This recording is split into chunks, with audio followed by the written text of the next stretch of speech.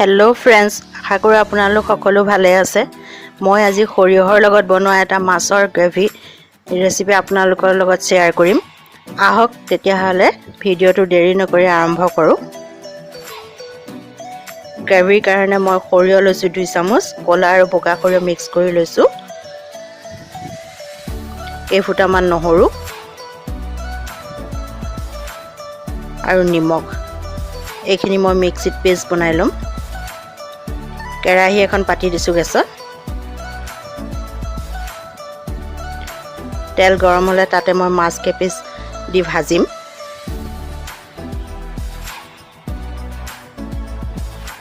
এই ৰেচিপিটো বনাবলৈ একেবাৰে সহজ আৰু খুব কম ইনগ্ৰেডিয়েন্ট দি বনাব পাৰি খাবলৈ কিন্তু বৰ টেস্টি হয়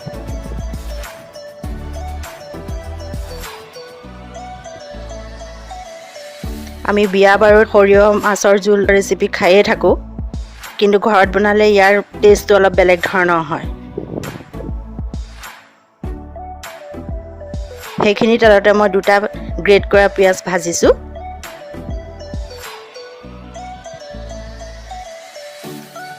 পিয়াজ সৰু হলে দুটা দিব ডাঙৰ হলে এটা দিলেও হ'ব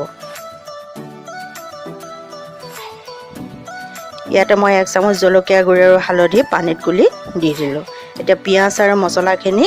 কেঁচা গুণ্ড যোৱালৈকে ভাজিম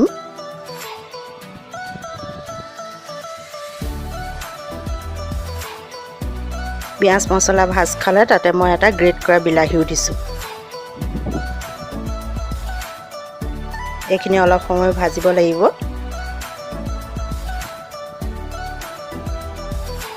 মছলাখিনি ভাজ খালে তাতে মই খৰিহৰ পেষ্টখিনি দি কেঁচা গুণ্ড যোৱালৈকে ভাজি থাকিম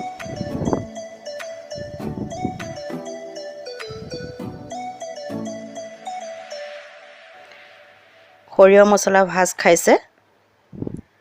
ইয়াতে মই মিক্সি জাৰটো খালি তাৰ পানীখিনি দি দিম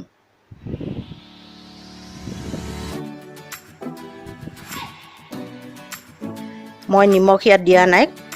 খৰিহ পিছতে মই নিমখ দিছিলো আপোনালোকে আঞ্জাখনত নিজে টেষ্ট কৰি চাই নিমখটো দিব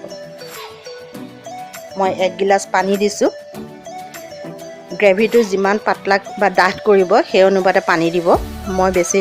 পাতলা নকৰো এইখিনি উতলিলে তাতে মই কেঁচা জলকীয়া আৰু মাছখিনি দি 10 মিনিট সময়ৰ বাবে ঢাকি ৰাখিম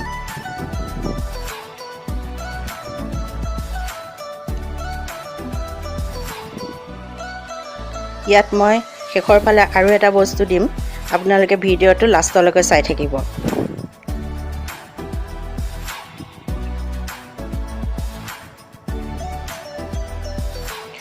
এয়া সক 10 মিনিটৰ পাছত গ্ৰেভি ডাঠ হৈ আহিলে আৰু কালাৰো সলনি হৈ গল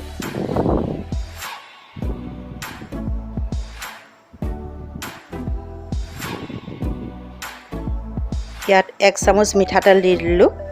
এই মিঠাতেল দিলে ইয়াৰ গোন্ধটো বৰ ধুনিয়া ওলাই আৰু খাবলৈ বৰ টেস্টি হয় আপোনালোকে এনেকৈ বাৰু মাছৰ আঞ্জা বনাইছেনে যদি নাই বনোৱা এবাৰ বনাবচোন ভিডিওটো লাইক কৰিব আৰু যিসকল নতুন ভিউৱাৰ্ছ মোৰ চেনেলটো সাবস্ক্ৰাইব কৰিব আৰু কেনে পালে কমেন্ট কৰিবলৈ নাপাহৰিব